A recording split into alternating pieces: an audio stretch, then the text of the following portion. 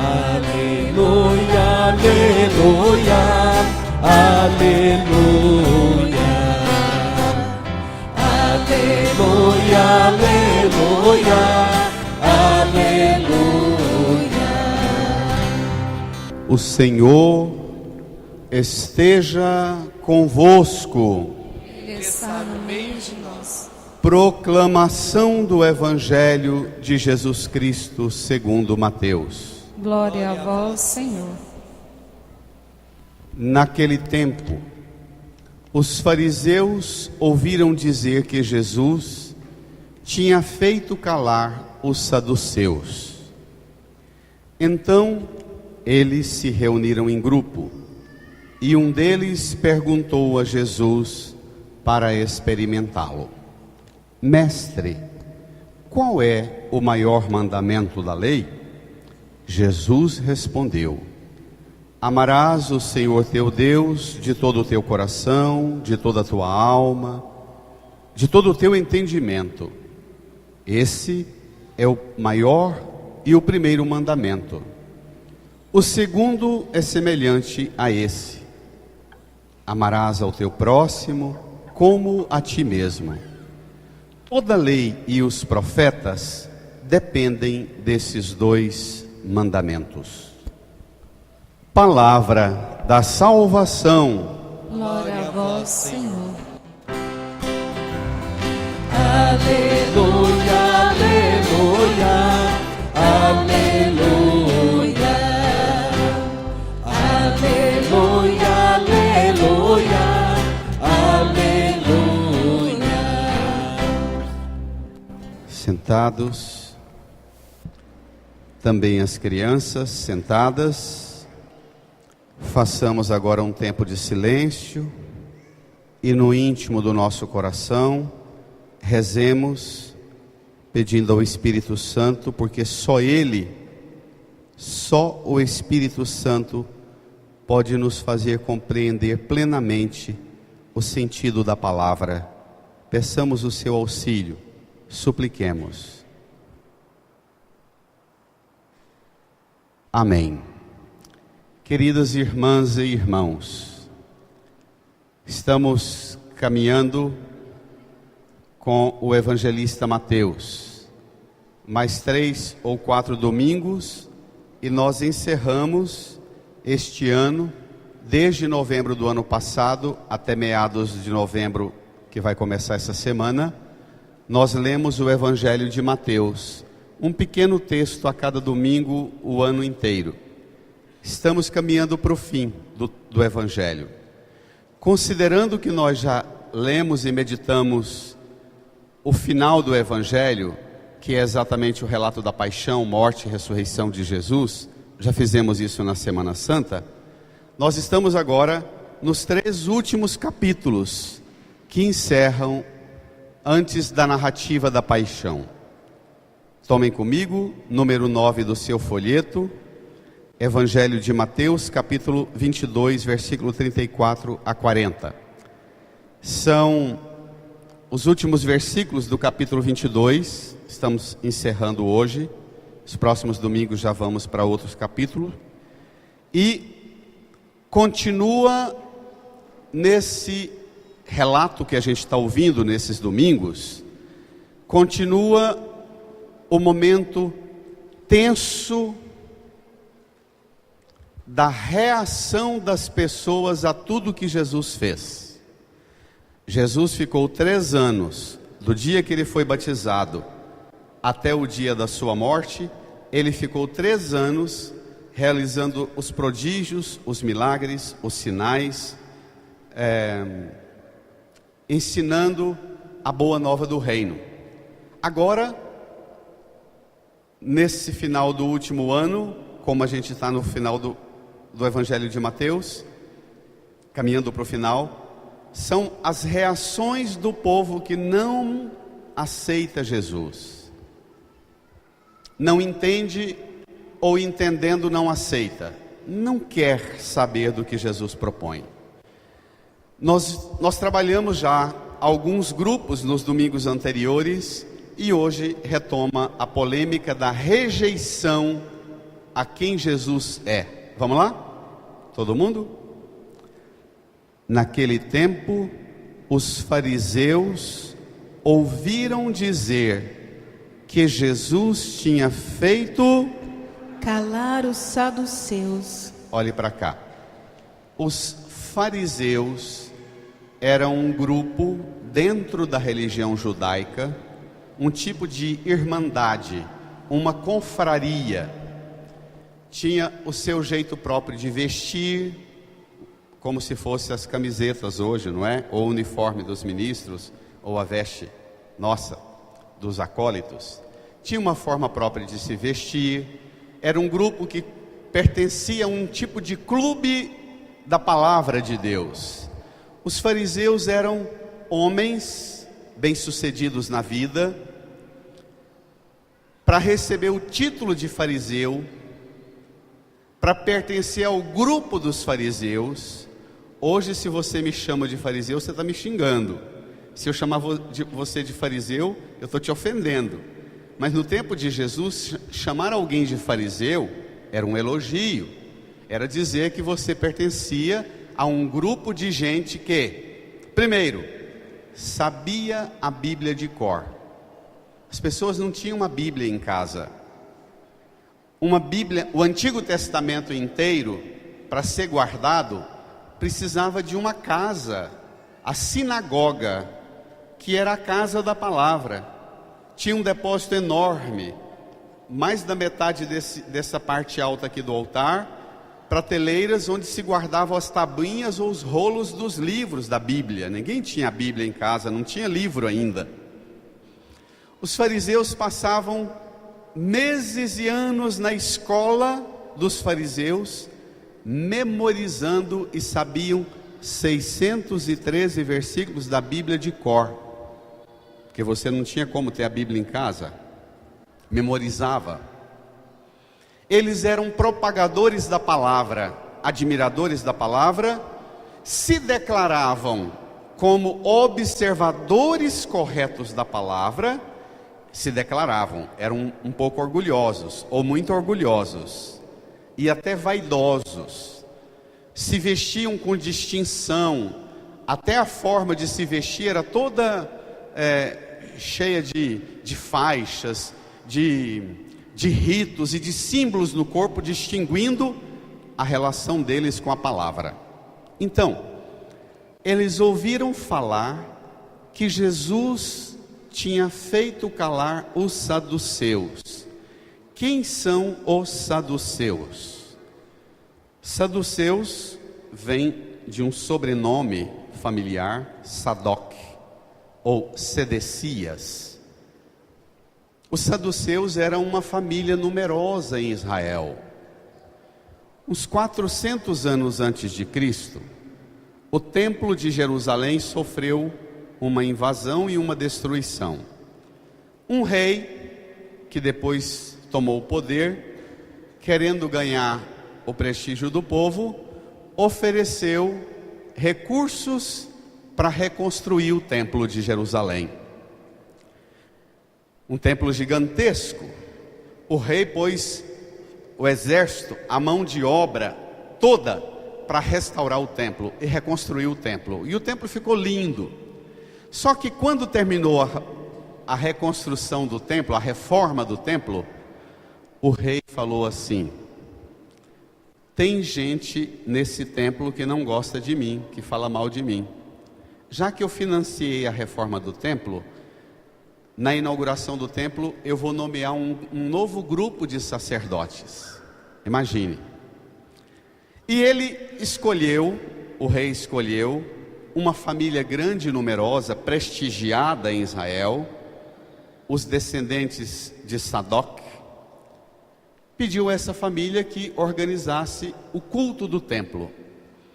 Essa família ficou até o templo ser destruído no ano 70 depois de Cristo, ficou quase 500 anos sendo, para ser sacerdote no templo, tinha que ser descendente dessa família.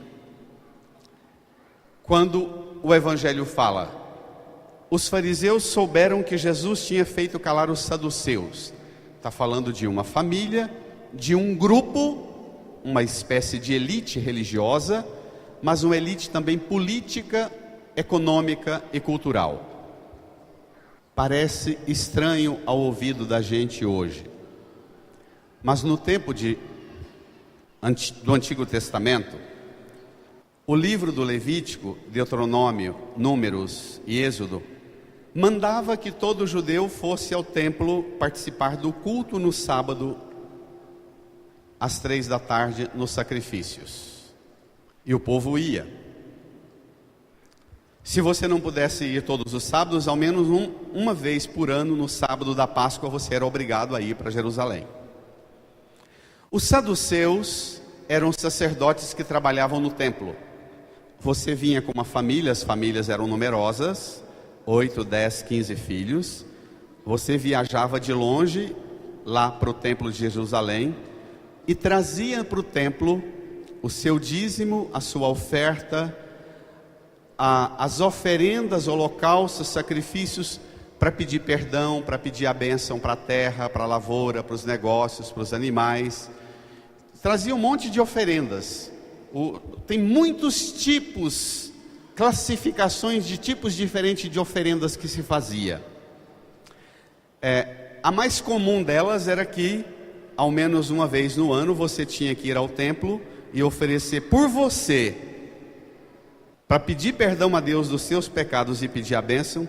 Você oferecia um cabrito de 3 anos, um carneiro de 3 anos e um novilho de 3 anos. Você trazia esses animais aqui perto do altar. O sacerdote pegava essa oferenda junto com o azeite, a farinha, ainda o dinheiro em espécie para dízimo e oferta. O sacerdote pegava essa oferenda, trazia esses animais, conferia se os animais eram perfeitos e sãos, porque o livro do Levítico e do Número fala que só pode ser oferecido no templo do Senhor animais perfeitos. Então não podia ter nenhum alejume, nenhum arranhão, nenhum estrago, nenhuma doença, nenhuma mancha. Tinha que ser perfeito. Se você viajava e os animais estropiavam na viagem, o sacerdote chegava aqui, fiscalizava e falava: esses animais seu não servem. Você fala: mas sacerdote, eu vim lá de Porongatu a pé com a minha família, o que eu vou fazer? O sacerdote falava: olha, ali na feira tem uma pessoa que vende animais próprios para o sacrifício. Aí você saía lá, fazia uma gambira, vendia os seus animais, ia lá e comprava. De quem era a banca que vendia os animais lá na feira? Do filho, do genro, entendeu? Do irmão, do primo, do tio, do pai. Aí você trazia o animal. Eu pego o cabrito, o carneiro, o bode, trago aqui, levo no lugar próprio do sacrifício, mato, tem um ritual próprio para matar, tiro um pedaço de carne e um pouco de sangue, um pedaço só, trazia para o altar e queimava no altar, borrifava o sangue e queimava a carne no altar. Tudo que sobrava da sua oferenda, o couro, os ossos, as vísceras, a carne, outros primos do sacerdote, sobrinho, irmão, genro, nora, tio, pegava a carne e vendia no açougue lá na outra esquina.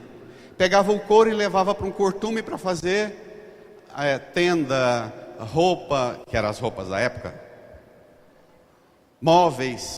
Pegava os ossos, ia para as fábricas de artesanato e construía móveis e peças finíssimas com os ossos, com o chifre.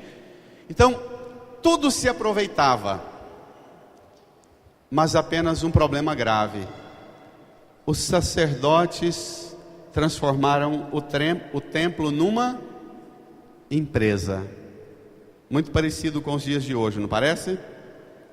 Se tornou uma empresa de fazer dinheiro para ele e para os parentes dele.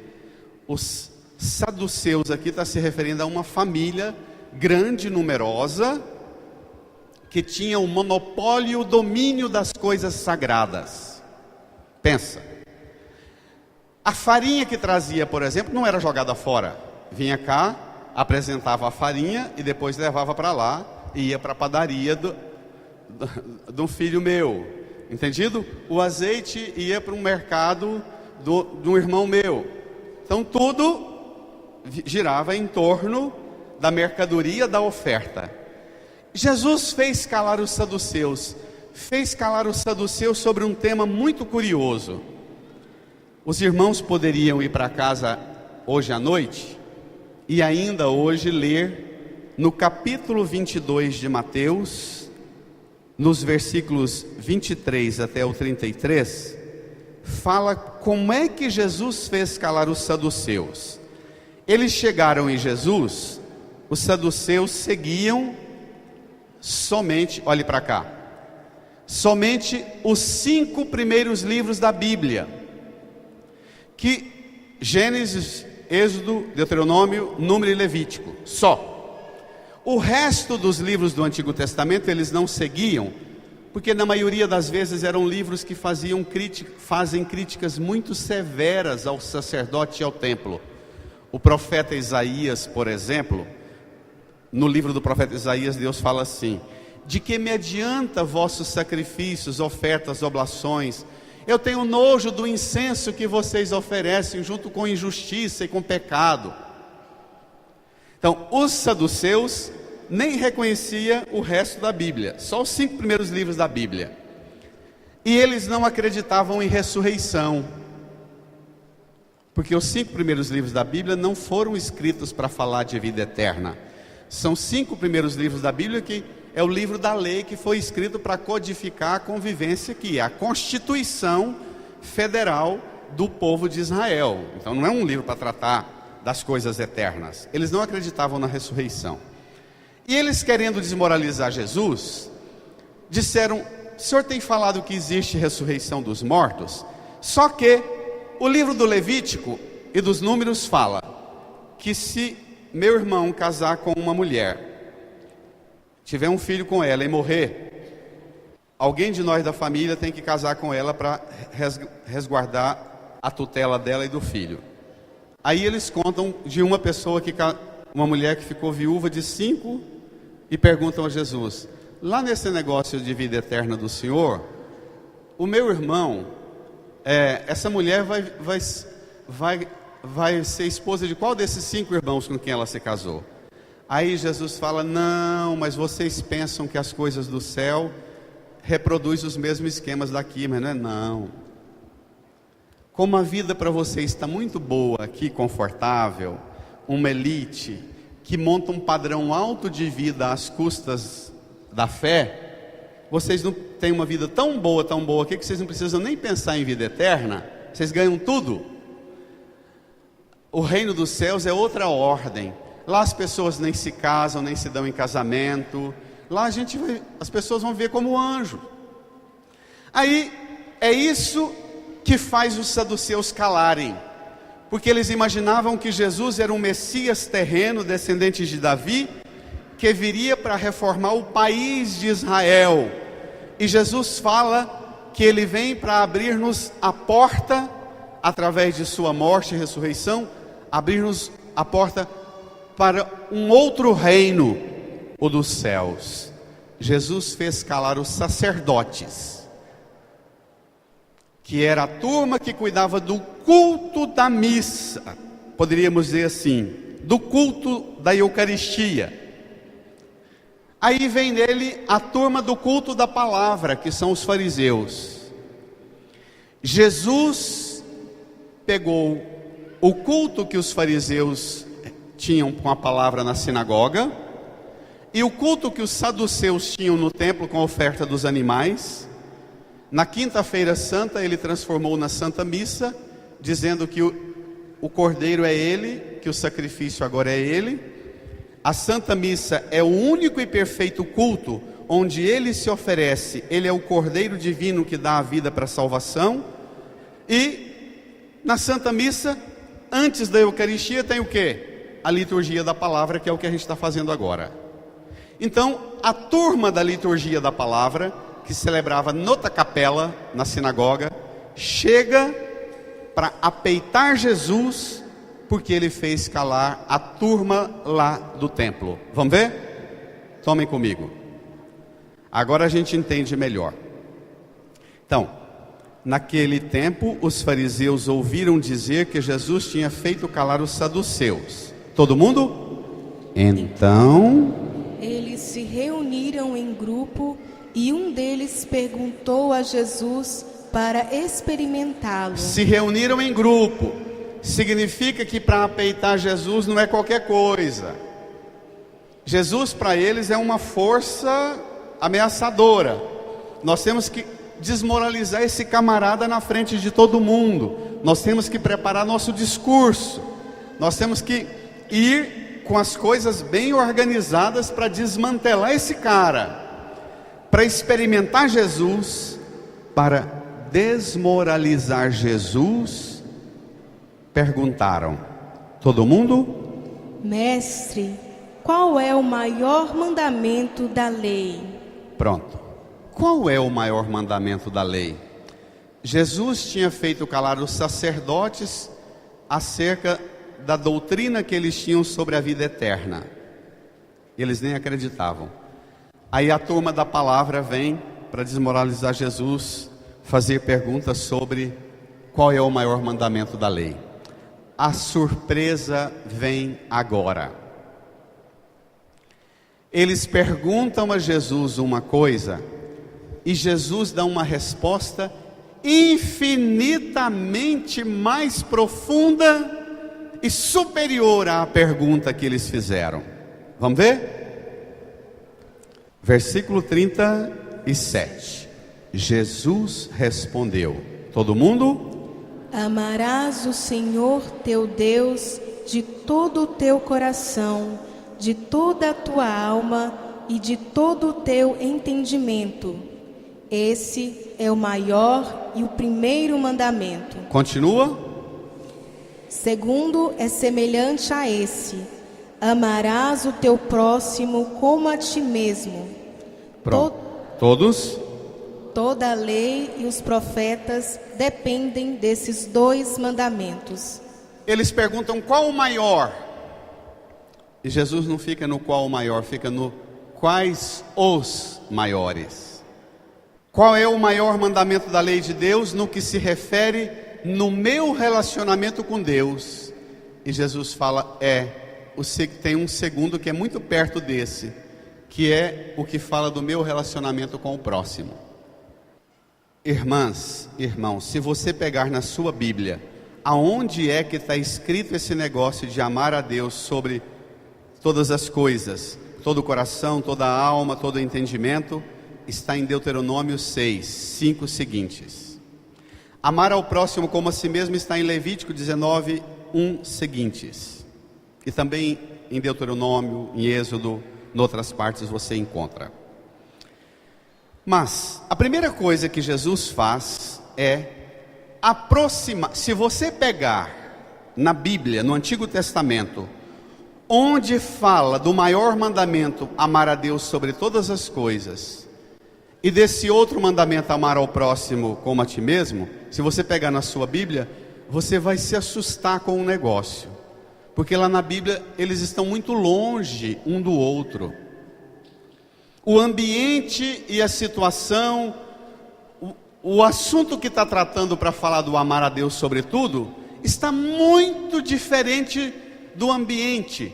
Jesus junta e aproxima dois mandamentos que na mente, mas também na Bíblia, estavam muito longe um do outro. Essa é a primeira novidade. Todos os estudiosos de Bíblia repetem isso constantemente, que essa é uma das maiores novidades. Por que será que Jesus reagiu aproximando dois mandamentos que na mentalidade e até no corpo da Bíblia estavam tão distantes um do outro? Nós vamos entender isso agora pegando por partes. Vamos lá? Tomem de novo comigo a resposta de Jesus no versículo 37. Pronto, a primeira coisa é, Jesus cita, ele está numa conversa, batendo papo. Ele não está com a Bíblia debaixo do braço, porque nem cabia debaixo do braço uma Bíblia. Tinha que ter uma casa para guardar a Bíblia. Eram tabuinhas e rolos que ficavam em cômodos enormes. Jesus cita aleatoriamente Deuteronômio 6, dizendo, versículo 37, Jesus respondeu: amarás o Senhor teu Deus de todo o teu coração, de todo a tua alma e de todo. o teu entendimento. Lá no Deuteronômio tem mais um, com toda a tua força, que é a introdução dos 10 mandamentos. Com toda a tua força. Aqui situa um dos aspectos mais difíceis da nossa relação com Deus hoje. Os irmãos e a família que celebra o 7º dia são chamados hoje a vencer a ferida da dor, da morte, da perda, e experimentar dessa palavra uma força que junta os pedaços da gente. O sofrimento às vezes faz a gente ficar aos pedaços. Nós vivemos numa sociedade em que as coisas são divididas, separadas, não tem nada mais inteiro, tudo é muito confuso e complicado, muito complexo. Nós não nos sentimos mais pessoas inteiras. O que a gente chama de incoerente. A gente, quando se trata da fé, a gente acredita de um jeito. Uma coisa é o que a palavra de Deus fala aqui. A outra coisa é a forma com que eu acredito. Outra forma é como eu sinto-me diante de Deus. Outra coisa é como eu falo. Outra coisa diferente é como eu pratico as coisas que eu digo acreditar. Nós vivemos num mundo de pessoas partidas e picadas e divididas. Eu tenho usado uma expressão muito grosseira, e vocês não se ofendam com o tamanho da grosseria da expressão que eu uso. As pessoas começam a desabafar para mim como é que está a vida delas, contar os sentimentos, as dores, as angústias, e ela vai falando, e você começa a pensar assim: bom, essa pessoa está falando, mas uma coisa é o que ela diz acreditar. Ela acredita de um jeito, o sentimento dela são completamente diferentes do que ela acredita. O que ela pratica é completamente diferente do que ela acredita, do que ela sente. Às vezes as pessoas vão falando, como eu sou da roça, eu apelo para a imaginação muito fértil que a gente tem na roça. A pessoa vai falando, a sensação que eu tenho é que eu estou num açougue, diante de um carneiro, um cabrito, ou uma novilha, um novilho picado aos pedaços, e cada pedaço está num gancho. A pessoa vai falando da vida dela, a cabeça dela está de pendurado num gancho, o coração dela está de pendurado no outro gancho, a alma dela está de pendurado no outro, o corpo dela está picado aos pedaços, mutilado e amputado para tantos pedaços. A gente não enxerga mais.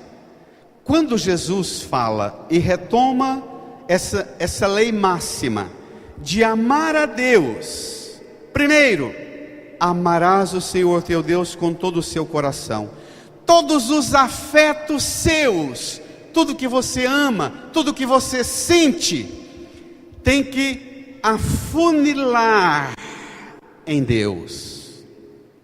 O amor que você tem pelas pessoas da sua vida, pelos amigos, pela esposa, por filho, pelo marido, pela namorada, pelo namorado, todo afeto tem que traspassar e chegar em Deus. Todo afeto tem que levar-me a Deus. Amar a Deus com todo o coração significa toda a dimensão afetiva minha me puxa para Deus. Amar a Deus com toda a minha alma significa tudo na minha vida espiritual, na minha vida de fé, leva-me a uma relação, reúne-me diante de Deus. Amar a Deus com todo entendimento significa tudo que eu tenho na minha memória, tudo que eu leio, tudo que eu assisto no cinema, na televisão, na internet, tudo que eu guardo de música e de letra de música, tudo que eu converso, todas as lembranças e recordações, tudo tem que me levar a pôr-me diante de Deus. E às vezes a gente lê a palavra de Deus meia hora na missa domingo, o resto a mente da gente está guardando só porcaria do capeta. Isso existe? Às vezes a gente diz que trabalha, luta e batalha pela família, pelo meu casamento, mas a gente diz palavra de amor, de perdão, de conselho, no máximo, se somar tudo, 1 hora por semana. O resto é investindo os afetos da gente só para coisa errada. Então, quando eu amo a Deus com todo o meu sentimento, com toda a minha inteligência, razão, com toda a minha alma e com toda a minha força física, qual é a conclusão, minha gente? Que ao relacionar-me com Deus, todas as dimensões, todas as partes minhas se tornam uma realidade só. Eu me unifico, eu alcanço uma unidade interior. Dificilmente alguém sabe que precisa rezar para buscar uma unificação interior. Vocês que são esposas e esposos, vocês que são pais e mães, sabem da tristeza que é sentar com o esposo à mesa para tomar uma refeição, ou às vezes deitado na mesma cama. Você está conversando, sentado à mesa conversando, ele está mastigando, ela está mastigando, e você percebe: estou conversando com ele ou com ela, mas a cabeça dele está para um lado, o coração está para outro, a alma está para outro. Isso existe? Isso é bom? É prazeroso isso? Você imagina a nossa relação com Deus, você conversando com Deus, e só um pouquinho, 0, qualquer coisa por cento da sua razão é que entende das coisas de Deus. 0, qualquer coisa por cento dos sentimentos é que envolve com Deus. Amar a Deus com toda inteligência, com toda razão, com todo sentimento, com todo o coração, com toda a alma, com todo o espírito, com toda a força, significa eu tenho que concentrar-me numa relação e conduzir-me a um relacionamento tão profundo e verdadeiro que nenhum pedaço meu fica fora da relação com Deus. E o resultado dessa relação com Deus é que, convivendo e relacionando com Deus, amando a Deus assim, a primeira obra, a primeira graça que eu recebo aqui, eu me torno uma pessoa inteira. É por isso que, se você ama a Deus sobre todas as coisas, com toda a inteligência, razão, sentimento, com todo afeto, com toda a força física, com toda a alma, é lógico que você pode amar ao seu próximo como a si mesmo, porque você ama a Deus, e o amor seu a Deus te torna um ser inteiro. Então você necessariamente vai se amar de forma saudável, e necessariamente vai amar o seu próximo de forma saudável. Amém? E isso está acontecendo ou precisa melhorar muito?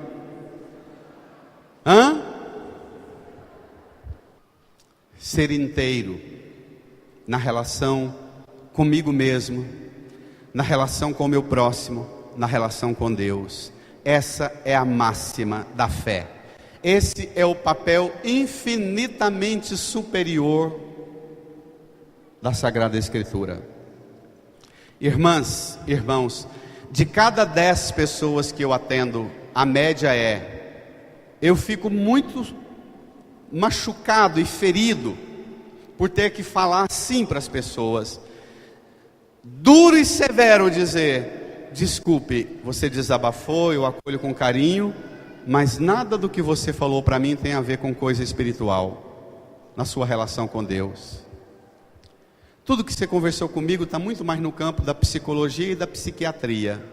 Eu não sou nem psicólogo nem psiquiatra, não mexo com isso, não vou tratar desses assuntos. Ah, padre, mas que... Tá bom, você quer que eu interprete os fenômenos dos seus sentimentos e das suas confusões? Eu não vou fazer isso. Eu posso te apresentar um método espiritual de vida de oração e de relação com o Altíssimo que te reúne e te faça uma pessoa inteira. Isso é minha obrigação. Você tem que meter a mão na mesa e dizer: padre, o que eu quero da igreja é que a igreja me ponha inteiro diante de Deus. Eu não quero que a igreja me peça inteira a minha oferta e o meu dízimo. Eu quero ser inteiro diante de Deus, completo diante de Deus, sem nenhum pedaço meu fora de Deus. Isso é que eu quero da igreja. Isso é o papel de vocês, em meter a mão na mesa e dizer para nós padres e dizer para a igreja: é isso que eu quero da igreja. Ser inteiro na relação com Deus, para ser inteiro comigo mesmo, para ser inteiro na relação com o meu próximo. Irmã, irmão, nós vivemos uma sociedade de maquiagem, de máscara. Nós nos habituamos a uma religião de máscara, a um culto de máscara, a uma vida de fachada. E por isso a gente não entende. Tá bom, se você ama tanto sua esposa, seu esposo, ama tanto seus filhos e tem fé, por que que você, cada ano que passa, você vai ficando mais desequilibrado? E para dormir você tem que tomar remédio, para acordar você tem que tomar remédio, para comer você tem que tomar remédio para abrir apetite, termina de comer, tem que tomar remédio para fazer digestão. Irmã, irmão, tem uma coisa que está judiando de nós e arrancando os pedaços nossos, não tem não? Quantas de vocês, mães e esposas, olha para nós homens dizendo assim: bem, mastiga, respira, come, mastiga. A gente vai ao médico, faz um monte de exame, não tem nada. O médico diz: olha, se você não mudar os seus hábitos, você tem 10 anos de vida. Não é assim?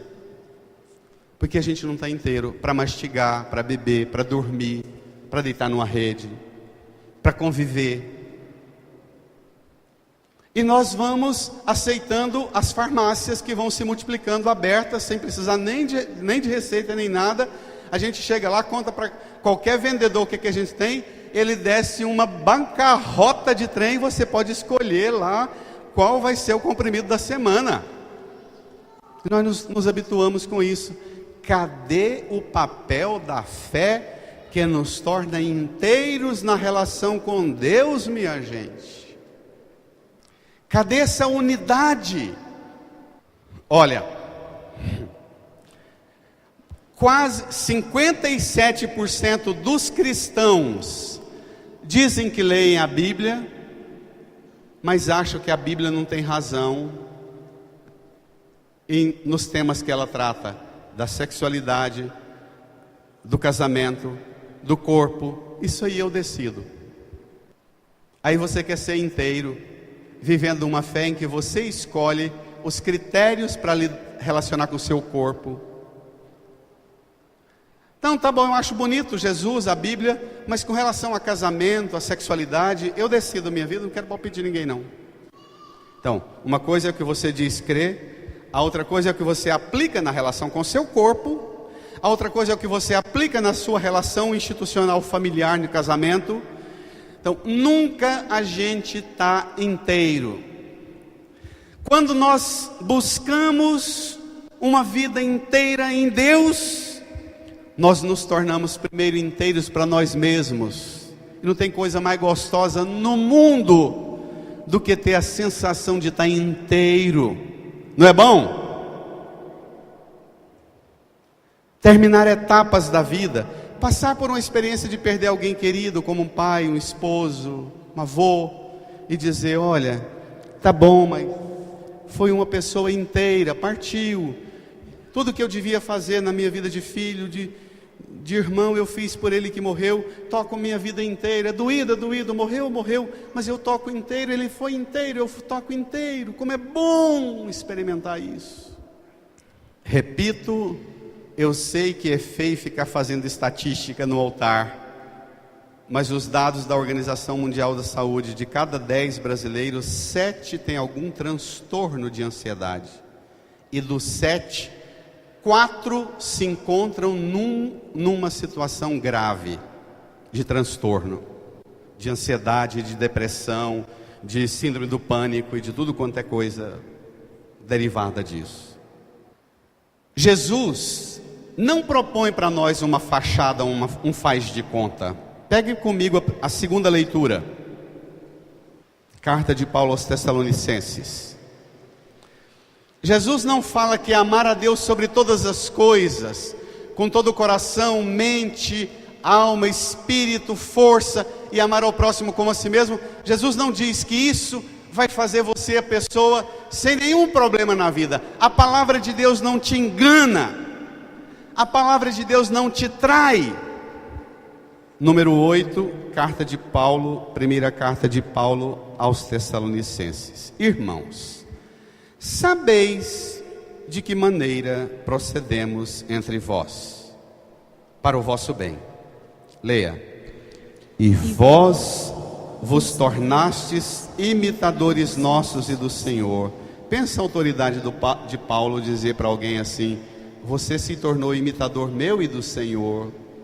Essa semana essa palavra de Deus me torturou. Eu fiquei perguntando ao Senhor, para quem é que eu posso chegar e dizer: oh, que bênção, você se tornou imitador meu e do Senhor? Para quem? Diante de quem eu sou inteiro desse tanto dizer: olha, você se tornou imitador meu e do Senhor. Leia. Acolhendo. E vós vos tornastes imitadores nossos e do Senhor. Leia. Acolhendo a palavra com alegria do Espírito Santo, apesar de tantas tribulações. Acolhendo a palavra com alegria do Espírito, apesar de tantas tribulações. Irmã, irmão, a tribulação não é sinal de que Deus está longe da sua vida. Mas você não acolher a palavra de Deus é sinal de que você está longe de Deus. Amém? Acolhendo a palavra com a alegria do Espírito, apesar de tantas tribulações. Eu experimento na minha vida de padre o contrário. Vocês pais também experimentam. Esposa experimentam. A pessoa chega e desabafa o que ela está sofrendo. Aí você diz assim: irmã, irmão, mas o que você escuta da palavra de Deus não é isso. O que Deus tem te ensinado, você está na celebração da Santa Missa, você recebe o corpo e sangue de Cristo, você ouve a pregação. Aí a pessoa fala assim: padre, é porque o senhor não tem noção das tribulações que eu estou passando.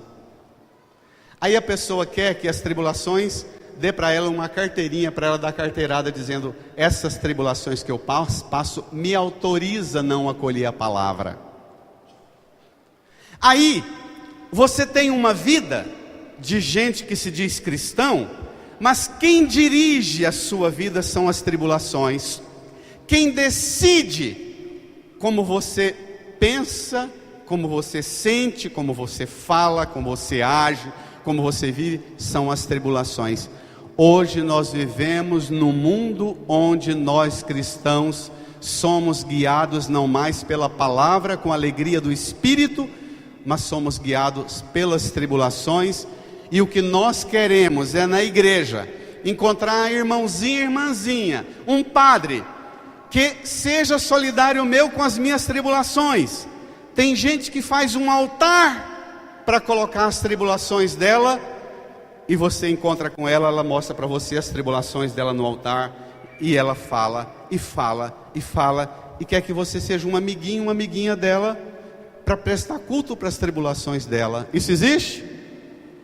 A partir de hoje, tire das mãos da tribulação o controle da sua vida, amém? Tire a autoridade que a tribulação tomou na sua vida, ao ponto de não permitir que você acolha mais a palavra de Deus com a alegria do Espírito. Tire da tribulação a autoridade que você deu para ela. E aqui... E Paulo fala de tantas tribulações, tantas. Sua lista seguramente é enorme, mas tira na mão de tantas delas. A autoridade diz: a partir de hoje, a palavra de Deus, a alegria do Espírito com que eu acolho a palavra de Deus, é isso que vai reger a minha vida. Eu não vou permitir mais querer um ombrinho para eu chorar e ter compaixão de todo mundo, tadinho de mim por causa das tribulações. Eu quero alguém que me conduz para Deus, que me unifica na relação com Deus e que me ajuda, apesar de tantas tribulações, a acolher a palavra com alegria e me tornar uma criatura inteira. Aleluia! Pode dar uma salva de palmas mais forte e um grito de amor ao Senhor. Aleluia! Senhor, eu quero ser inteiro, apesar das tribulações, eu quero ser inteiro na relação com o Senhor, na relação comigo, com o meu corpo, com a minha mente, com os meus sentimentos. Eu quero ser inteiro, Senhor, eu quero ser inteiro no meu relacionamento com o meu próximo, eu quero ser inteiro, Senhor. Irmã, irmão, Jesus, termina comigo o Evangelho, para finalizar, pegue lá, volte ao Evangelho. Versículo 38 e 39, finais. Esse é o maior e o primeiro mandamento. Leia. O segundo é semelhante a esse: amarás ao teu próximo como a ti mesmo. Toda lei e os profetas dependem desses dois mandamentos.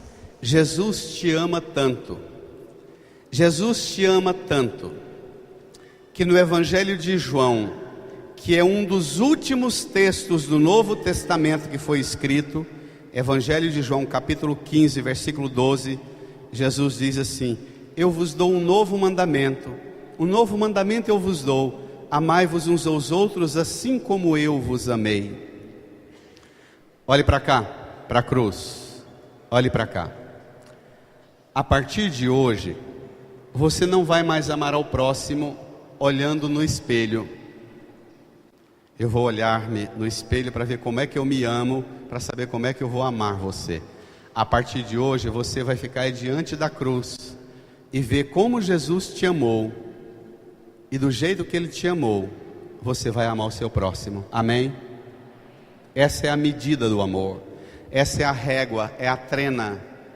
É aqui que você encontra a medida exata que as pessoas que Deus pôs em sua vida precisam receber de você, a medida desse amor aqui, ó, desse amor.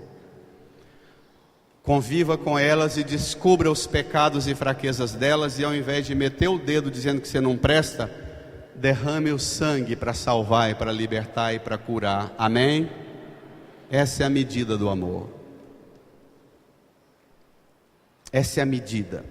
Amar ao próximo não mais como a si mesmo, mas amar ao próximo como eu te amei, diz Jesus. E eu te amei dando a vida por você. Eu te amei fazendo você conhecer na intimidade do seu ser que o Pai te ama e o Pai te quer salvo, e eu dou a minha vida para te salvar. Eu arranco você do meio das tribulações, e a pior tribulação, o pecado, eu arranco você para te devolver inteira, ficar diante do meu Deus, meu Pai, e dizer a Ele: Pai, que estás nos céus, santificado seja o nome do Senhor, venha o reino do Senhor, seja feita a vontade do Senhor. Amém. Amém. Vocês que celebram o sétimo dia, tome essa palavra para voltar inteiro para casa. Não é simples voltar para casa depois da morte de alguém querido, mas cada um de nós precisamos recomeçar a nossa vida a partir de hoje à noite de uma forma um pouco mais, uma busca mais profunda de ser inteiros. Amém? A meta nossa, nós vamos repetir essa semana muitas vezes para nós mesmos: minha meta é ser inteiro diante de Deus, ser inteiro diante da cruz de Jesus, ser inteiro diante dos meus irmãos, principalmente para aqueles que me dão trabalho demais. A minha meta é ser inteiro no amor de Cristo. Amém? Então incline a sua cabeça. Não deixe que a tribulação do calor seja mais forte que sua alegria em acolher a palavra. Não aceite fazer essa gambira. Não dê para o calor uma atenção maior do que você dá para a palavra. Põe a mão no seu coração, Encha-se da alegria do Espírito Santo agora. Deixa o Espírito Santo preencher toda a sua mente, seu coração, sua alma, seu espírito, seu corpo, do amor, da alegria dessa palavra, te reconstruindo, curando tudo que em você está dividido, picado aos pedaços, machucado e ferido. Deixa o Espírito Santo, deixa o sangue de Jesus colar os pedaços seus, reconstruir a unidade que você perdeu por causa das tribulações, das fraquezas. Peça ao Senhor para trabalhar em você e fazer você um ser inteiro diante de Deus, diante de você mesmo, diante do seu próximo. Fale com o Senhor.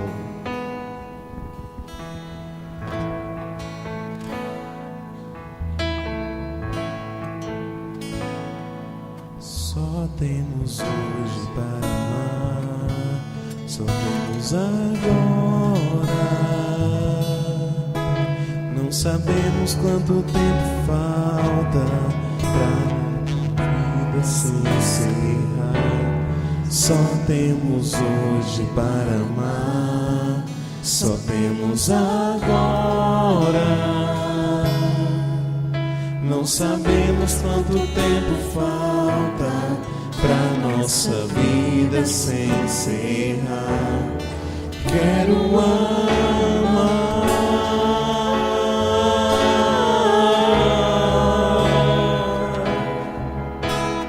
Esse é o mandamento do Senhor. Quero amar.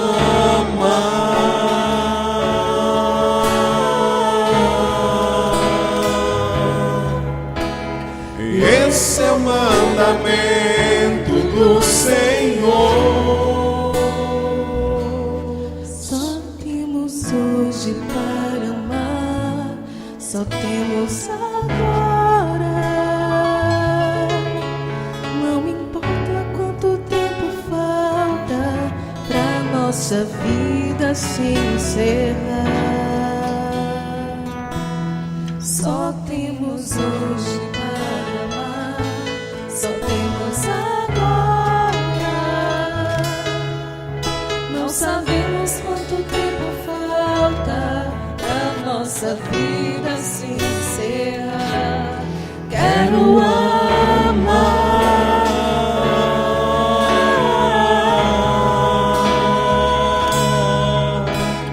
Esse é o mandamento do Senhor. Quero amar, quero amar.